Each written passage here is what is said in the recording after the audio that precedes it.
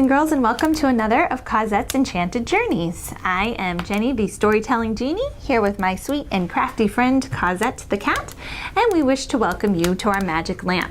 You caught me sitting here with my computer today because I have something very special planned for us after we finish our couple of stories that Cosette's picked out.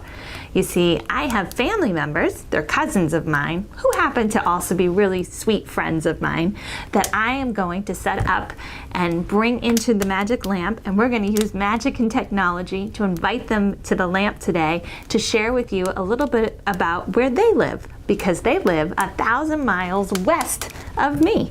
And I don't get to see them in person as much as I'd like, but because of this computer, I'm able to see them pretty much anytime I want, or anytime they're available. And I love that. And I wanted to share that with you and inspire you to connect with friends and family, even if they're far away. But before we do that, Cosette has some really great stories picked out for us. Are you ready to go read some of those now? Okay, you know what to do. Let's rub our hands together and say the magic words, I wish to go on an enchanted journey, and away we go.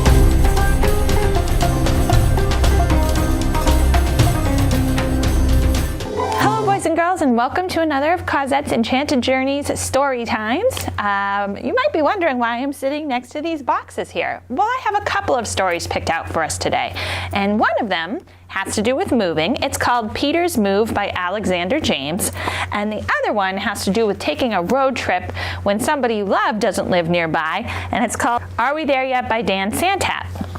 So I thought these two stories worked nicely together because sometimes you move far away and you miss people that you love that don't live nearby anymore, and maybe you need to take a visit. So I thought we could read both of these. Why don't we start with Peter's Move? We're moving to a new home, said Peter's mom. Time to pack your things. But Peter didn't want to move to a new home. He wanted to stay in his old home. He liked it there. Peter's dad said, time to pack your books, Peter. But Peter didn't want to. So Dad helped Peter pack his books. Peter's sister Lee said, time to pack your toys, Peter. But Peter didn't want to. So Lee helped Peter pack his toys. Peter's Grammy said, time to pack your clothes, Peter. But Peter didn't want to. So Grammy helped Peter pack his clothes. The next day, a big truck came to Peter's house. Two men moved all the boxes onto the truck. They carried Peter's books, his toys, and his clothes. Everything went on the truck. Now Peter's room was empty. Peter was sad. He wanted to stay in his old home. He liked it there. Soon the big truck pulled up to Peter's new house. Peter's books came off the truck. Peter's toys came off the truck. Peter's clothes came off the truck. Mom helped Peter put up his pictures. Dad helped him unpack his books. Lee helped him unpack his toys. Grammy helped him unpack his clothes. Now Peter's room was full. Peter was happy. It looked just like home, and he liked it there. Have you ever had to move before and you weren't excited about it? Well, hopefully if you did, you had an experience like Peter, where once you got there and got yourself set up in your new room with your familiar belongings, it felt a little more like home. And perhaps you made some new friends. All right, are we ready for a story about traveling to visit somebody we love that maybe doesn't live close by? Let's read this one together. Are we there yet? The car trip to visit Grandma is always exciting, but after the first hour, it can feel like an eternity. You might find yourself saying things like, are we there yet? Or, this is taking forever. Staring out your window at 1,000 miles of road can get boring pretty quickly. Not even all the toys in the world can help. But what happens when your brain becomes too bored? Minutes begin to feel like hours. I'm bored. Hours feel like days. I feel sick. Days become months. My butt hurts. This will just be a quick trip, your parents promise. I have to go to the bathroom. But it feels like it's been 1,000,000 years.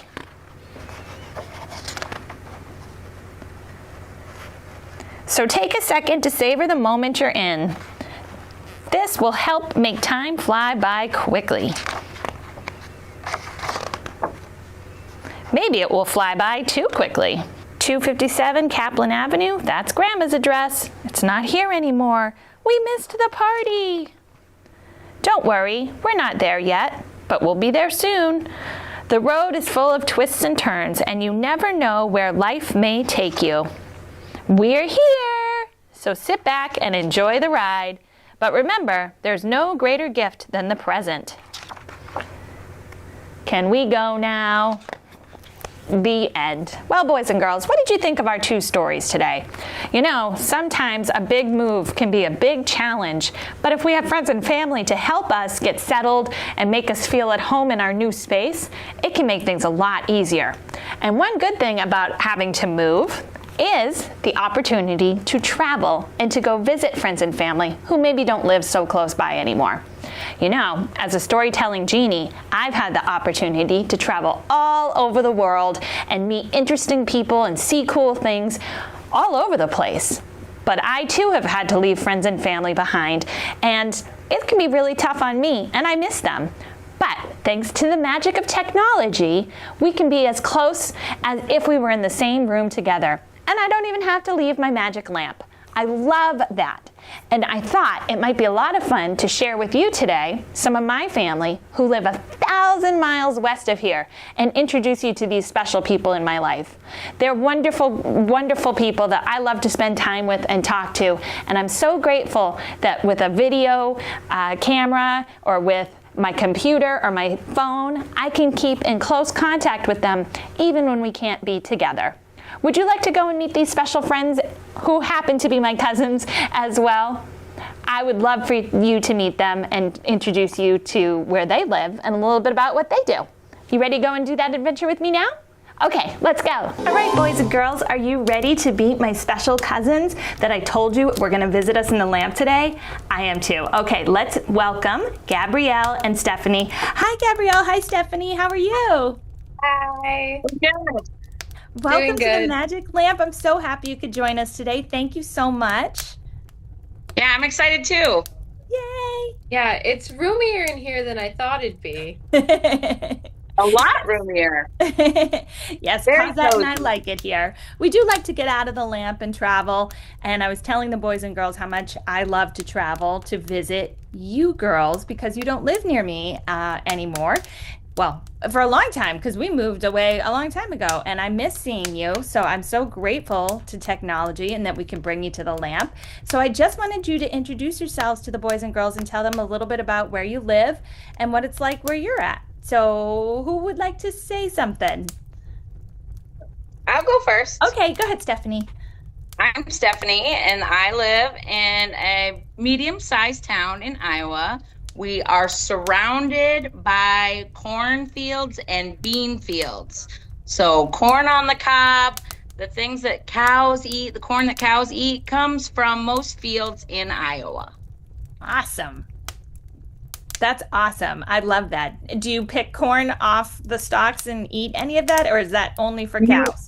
A lot of it you can, but there's different fields for different kinds of corn. There's fields for corn that they replant. There's popcorn fields, and then there's sweet corn fields, which is my favorite. Oh, I think I've had sweet corn. I think that's my favorite too. Although, if I could just pick some popcorn and add a little salt, that would be amazing. Well, the popcorn cobs you can actually take and put in a paper bag and put it in your microwave and make popcorn just like that. That's awesome. I didn't know you could do that. That's so cool. Yeah. I had to buy it in a bag and it's got some oil in it and then we stick it in the microwave. That sounds way better. Yeah. It's probably fresh too because you just pick it right Very up. fresh. Yep. Oh, that's so neat. And how about you, Gabrielle? I'm Gabrielle. I live in South Dakota, so a little bit north of Stephanie. You might know South Dakota from the Black Hills, which is out on the west side of the state. People in South Dakota tend to separate where you're from, like a lot of places do. We say you're either from West River or East River. I'm trying to think of another fact. Well, that's a good fact to start with because I was noticing Stephanie's wearing a special hat that she got when she came out to visit Jenny the Genie recently. And we went to a place called Cape Cod. So when you live in Massachusetts, a lot of people just call this whole section Cape Cod down here. So I definitely understand about East River or West River. So I think our boys and girls could relate to that too. So what do you like to do in South Dakota? I don't know if you pick corn like Stephanie does. Do they have corn in South Dakota too?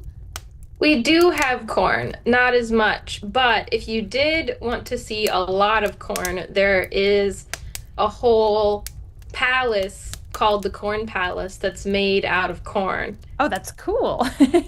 It's a couple miles, well, not a couple miles. It's a couple hours from where I'm from, but I uh, wonder if that's anything like we have ice castles up here in New Hampshire mhm. during the winter time. Does the Corn Palace stay year round? I don't know. I've never actually been, Oh, we but might have I to think take a it, special trip to the Corn Palace. yeah. We might have to do Um, that. but around here, I like to spend time with my friends. There's some interesting spots to walk. Where I live, there's a really big bridge that's been turned into a walking bridge. So you get to walk and you start one side on South Dakota, and on the other side, you're in Nebraska. So Oh, right that's by the really neat. border. Very neat. I like that. So I was telling the boys and girls that both of you are my cousins. They might not know that you're also sisters and you don't live close by. How do you stay in touch when you live in South Dakota and you live in Iowa? Because I know those aren't that close. Well, Gabrielle has been in college in South Dakota and got a really good job as a teacher there. So when she comes home to visit our parents is when we get to see each other, but we use the phone a lot. Yeah. Snapchat, if you kids know about Snapchat, Yes, actually, that's Stephanie how introduced me to we, Snapchat. yep, that's a lot of how we keep in contact. We just send each other a little snap picture every day, and usually it's of Gabrielle's cats, Usually. and I enjoy it. That's awesome. Yeah, it's great that we can use phones and computers and apps to communicate voice, pictures, anything like that. We don't even have to talk necessarily. We can send words, so that's great. Everybody can communicate how they like to communicate and stay in touch. I just love technology. So wonderful. So all the boys and girls join me for a special story each week. Is there a special story that either of you grew up reading that you would like to share with the boys and girls and have them check out at the library? I always loved the little critter books. Oh. Little critter needs to clean his room. Something about cleaning his room that I always really identified with because my mom was always telling me, clean your room. So Oh, that I know was a the little story critter that was one books. of my favorites. Awesome. I might have to check some of those out at the library. How about you, Gabrielle? Recently, I had never read them, but I did so that when my students talked about it, I could talk with them. I had grown up with a lot of like Diary of a Wimpy Kid and stuff, and I really liked those. But a lot of my kids really, really like Dog Man. Dog Um, man. so those are pretty funny. I like a lot of the jokes in those. Awesome. And do you have favorite activities that you like to do with your friends or by yourselves? I like to play board games and other games with my friends, even though a lot of them are very far away. We try to meet up every week to hang out and play some of the games that we like. That's awesome. How about you, Stephanie? I do activities every day for my job. And today we had a really special activity where we went to have donuts. It was probably the most amazing donut I ever had, and it had bacon on the top. Oh, that sounds good. It was delicious. It was called a maple bacon donut. Oh, I've never had a maple bacon donut, but I might have to make one of those. Just sound good. You You're could. inspiring me. I just love that you were able to come and visit me today. Is there anything else you want to share with our boys and girls? Nope. Okay, if not.